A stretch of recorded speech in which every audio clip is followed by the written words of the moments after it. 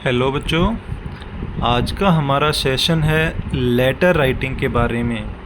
ये सेशन छोटा सा है लेकिन आपके लिए बड़ा इम्पोर्टेंट है, क्योंकि आपके एग्ज़ाम में लेटर राइटिंग 5 मार्क्स का आता है।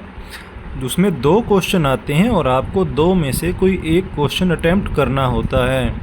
तो आज हम जानेंगे लेटर राइटिंग का फॉर्मेट क्या होता है, कौन कौन से पॉइंट्स उसमें शामिल होते हैं, ताकि आपको याद रहे और आसानी से आप क्वेश्चन का आंसर दे पाओ अपने एग्ज़ाम में। तो आज ज़्यादा मेहनत नहीं करनी है आपको लिखने में, लेकिन समझने में मेहनत ज़रूर ज़्यादा करनी है। यानी लिखना कम है, समझना ज़्यादा है। फिर भी अपना कॉपी पेन साथ में लेके आ जाओ, क्योंकि फॉर्मेट तो आपको लिखना है ना। तो चलो शुरू करते हैं आज का सेशन। लेटर राइटिंग के फॉर्मेट में बेटा अकॉर्डिंग टू हमारे एग्ज़ाम अगर हम देखें तो एक टाइप आता है लेटर टू एडिटर, वो भी, और दूसरा आता है जब हम किसी अधिकारी को पत्र लिखते हैं अपनी किसी समस्या को लेकर। तो दोनों का पैटर्न लगभग सेम रहता है। तो समझते हैं, सबसे पहले हम क्या लिखते हैं। सबसे पहला हमारा पॉइंट होता है सेंडर्स एड्रेस। सेंडर्स एड्रेस यानी कि जो व्यक्ति पत्र को लिखता है, लेटर को लिखने वाला, सबसे पहले वो अपना एड्रेस मेंशन करता है। अपने एड्रेस में वो कम से कम 2 लाइनें लिखेगा, हो सकता है 3 या 4 लाइनें भी हो जाएं। कई बच्चे यहाँ पर गड़बड़ क्या कर देते हैं, वो जल्दबाजी में ये सोचते हैं कि मैं सारा एड्रेस एक ही लाइन में लिख दूँ। वो घर का नंबर हो या गली मोहल्ले का नाम हो, उसके बाद शहर का नाम हो या फिर स्टेट का नाम हो, वो सब कुछ एक ही लाइन में चिपका देते हैं, जिससे वो गलत हो जाता है। आपको एक लाइन में एक ही चीज़ लिखनी है। जैसे पहले अगर आप लिखते हैं मोहल्ले का नाम, फॉर एग्जाम्पल हरी एनक्लेव, तो आपको एक लाइन में केवल हरी एनक्लेव ही लिखना है। उसके बाद अगर वो फेज़ 1 है या फेज़ 2 है या उसके ऊपर डिस्ट्रिक्ट का नाम आ जाए, जैसे कि दिल्ली में अगर हम रहते हैं तो हम लिखेंगे सेंट्रल दिल्ली, हरी एनक्लेव फर्स्ट लाइन में आ जाएगा, सेंट्रल दिल्ली सेकंड लाइन में आ जाएगा, और फिर न्यू दिल्ली जो कि एज ए स्टेट या यूनियन टेरिटरी हम लिखेंगे, वो हमारा 3rd लाइन में आ जाएगा। यानी कि आपको कभी भी एक लाइन में एड्रेस को ख़त्म नहीं कर देना है। सेकंड पॉइंट आता है डेट। जिस डेट को आप लेटर लिखते हो वो डेट यहाँ पर आपको मेंशन करनी होती है। डेट लिखने का तरीका क्या है, अब थोड़ा आप समझो। हम लिखते हैं, जैसे कि आज हम सेशन ले रहे हैं तो आज डेट है 16 जुलाई, तो हम कैसे लिखेंगे। एक तरीका हो सकता है, हम लिखते हैं 16 जुलाई और इसके बाद हम लिखते हैं ईयर। एक तरीका ये हो सकता है, जिसमें देखो आप कहीं पर भी कोई कोमा या फुल स्टॉप नहीं लगाया गया है। दूसरा तरीका क्या हो सकता है कि पहले आप लिखते हो मंथ, जुलाई 16, उसके बाद लगाओगे कोमा, फिर लिखोगे ईयर। इन दोनों तरीकों में से आप कोई भी एक तरीका अपना सकते हो। दोनों में अंतर को समझो। जो दूसरा तरीका है उसमें पहले महीना है, फिर डेट है, फिर कोमा और उसके बाद साल है। पहला जो तरीका है उसमें पहले डेट है, डेट के अकॉर्डिंग जो डेट की साउंड है उसके अकॉर्डिंग उसके ऊपर TH लगा हुआ है, उसके बाद है महीना, फिर साल। इसमें कहीं पर भी कोई कोमा या फुल स्टॉप नहीं लगा है। समझ गए। चलते हैं तीसरे पॉइंट पे। तीसरा पॉइंट है बेटा रिसीवर्स एड्रेस। रिसीवर्स एड्रेस का मीनिंग है जिसके पास हमारा लिखा हुआ लेटर पहुंचेगा।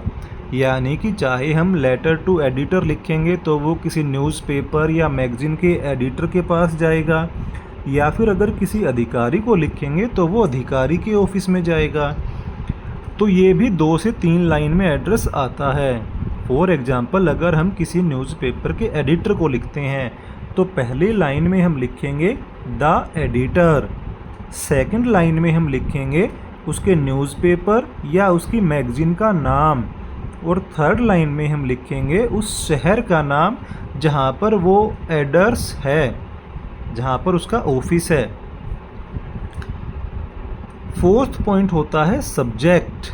सब्जेक्ट को हमें जितना छोटा हो सकता है उतना छोटा रखना होता है, यानी कि 8 से 10 शब्दों में हम सब्जेक्ट लिख सकते हैं। एक लाइन में लगभग ख़त्म करने की आपने कोशिश करनी है कि आपका सब्जेक्ट एक लाइन में रह जाए, जैसे कि रिक्वेस्ट फॉर या कंप्लेंट ऑफ। आप दोनों में किसी भी चीज़ से शुरू कर सकते हो कि आप जिस कंप्लेंट या जिस प्रॉब्लम से रिलेटेड लेटर लिख रहे हो उसका आप यहाँ पर वर्णन करोगे। उसके बाद आता है सैल्यूटेशन। ये आपके लेटर का सबसे छोटा भाग होता है, जिसमें आप लिखते हो ना रिस्पेक्टेड सर, या फिर आप लिखते हो रिस्पेक्टेड मैम, तो उसको बोलते हैं सैल्यूटेशन। उसके बाद आता है आपका मेन बॉडी। ये आपके लेटर का सबसे इम्पोर्टेंट भाग है, जिसमें आप अपनी पूरी समस्या का वर्णन करते हो डिटेल में। उसके बाद इसको भी 3 भागों में बांटा गया है। पहला भाग कहता है कि आपको अपनी डिटेल देनी है। अपनी डिटेल देने का मतलब ये नहीं कि आप कौन कहाँ रह रहे हो, किस इलाके में, किस गली में, किस घर में, नहीं। आपको एक जनरल सेंटेंस लिखना है कि मैं इस सोसाइटी का या इस ज़िले का रहने वाला हूँ। फिर आप लिखोगे कि आपकी समस्या क्या है, आप कंप्लेंट किस बारे में लिख रहे हो। जनरली ये पैराग्राफ 2 से 3 लाइनों में आपको ख़त्म कर देना है। एक लाइन में आपकी डिटेल आएगी, 2 लाइनों में आप अपनी कंप्लेंट लिख सकते हो। दूसरा भाग यानी दूसरा पैराग्राफ आप बनाओगे, उसमें आप लिखोगे आपकी समस्या का कारण क्या है। ऐसी कौन सी कंडीशंस हैं जिनके कारण आपको समस्या हो रही है, और उसी में फिर आप ऐड करोगे इफ़ेक्ट, यानी कि जो समस्या हो रही है वो आपके जीवन में या आपके इलाके में जो लोग रह रहे हैं उनके जीवन में क्या प्रभाव डाल रही है, क्या नुकसान हो रहा है, जिसके कारण आप लेटर लिख रहे हो। और तीसरा भाग में आप लिखोगे सॉल्यूशन। देखो, वैसे तो सॉल्यूशन करना अथॉरिटी का काम होता है, हमारा काम नहीं होता है, लेकिन फिर भी हमें अपनी ओर से एक जनरल सजेशन देना है कि जी ये समस्या है और इस समस्या को इस तरीके से ठीक किया जा सकता है। इस बारे में ज़्यादा डिटेल नहीं लिखनी है, अपने सजेशन को शॉर्ट में लिखना है। इस प्रकार हमारी मेन बॉडी कंप्लीट हो जाती है। तो ये हो गए हैं 6 पॉइंट। अब चलेंगे लेटर के नेक्स्ट पॉइंट पे। नेक्स्ट में आता है कॉम्प्लीमेंट्री क्लोज। आप लेटर में लिखते हो ना यूअर्स फेथफुली या यूअर्स सिंसियरली या फिर थैंकिंग यू, उसको बोला जाता है कॉम्प्लीमेंट्री क्लोज। यानी कि आपने जो मेन बॉडी लिखी है अब आप उसको कंक्लूड कर रहे हो, क्लोज कर रहे हो। उसके नीचे कई जगह आपने देखा होगा कि ये तीनों को एक साथ में लिखा जाता है। वहाँ पर लिख देते हैं कि आपको केवल यहाँ पर अपना नाम लिखना है, लेकिन मैं बता दूँ आपको नाम के ऊपर वाली लाइन में आपने साइन करना है। और अगर आप कहीं पर काम करते हैं या आपका कहीं ऑफिस है, किसी कंपनी में है, तो नीचे आपको अपनी पोस्ट भी लिखनी है। अब आपके लिए एक और इम्पोर्टेंट पॉइंट क्या है कि नीचे केवल आपको अपनी नाम और पोस्ट लिखना है, नीचे कोई एड्रेस नहीं डालना है। क्यों नहीं डालना है? क्योंकि एड्रेस आप बिल्कुल टॉप में सबसे पहला जो पॉइंट था वहाँ पर आप लिख चुके हो। यहाँ पर आपने जो सेंडर्स एड्रेस लिखा था वहाँ पर आपको नाम नहीं लिखना है, केवल एड्रेस लिखना है।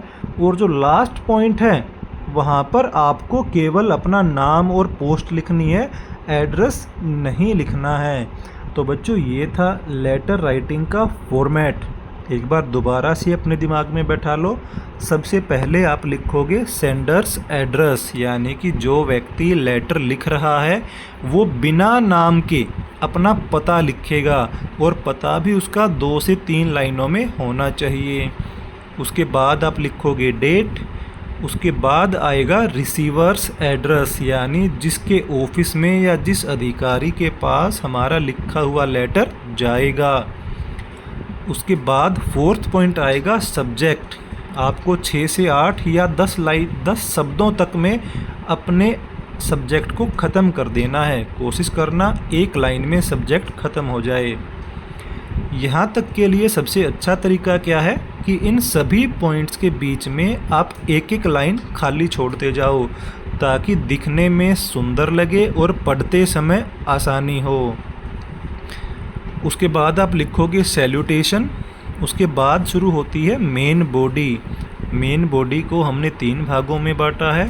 पहले भाग में आप अपनी डिटेल दोगे और अपनी कंप्लेंट बताओगे। यहाँ पर आपने केवल अपनी जनरल डिटेल देनी है कि आप कहाँ के निवासी हो या कहाँ के रहने वाले हो।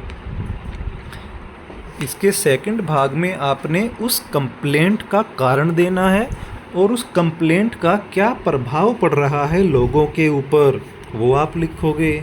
तीसरे भाग में आप एक जनरल सॉल्यूशन दोगे। ये सॉल्यूशन कोई मैंडेटरी नहीं होगा, लेकिन आप एक जनरल सॉल्यूशन इसलिए दोगे ताकि जिसके पास आपका लेटर पहुँचे उसको भी लगे कि आप अपनी समस्या को इस प्रकार सॉल्व करवाना चाहते हो। फिर आएगा हमारा 7वां पॉइंट, कॉम्प्लीमेंट्री क्लोज। उसमें आपको लिखना है यूअर्स फेथफुली या फिर यूअर्स सिंसियरली। और लास्ट में आपको अपना नाम, पोस्ट और ऊपर साइन करना है। ध्यान रखना कि आपको यहाँ पर अपना एड्रेस नहीं लिखना है। तो ये था आज का सेशन। आपने अच्छे से नोट कर लिया होगा। इसके अकॉर्डिंग आपने लेटर राइटिंग करनी है। Thank you.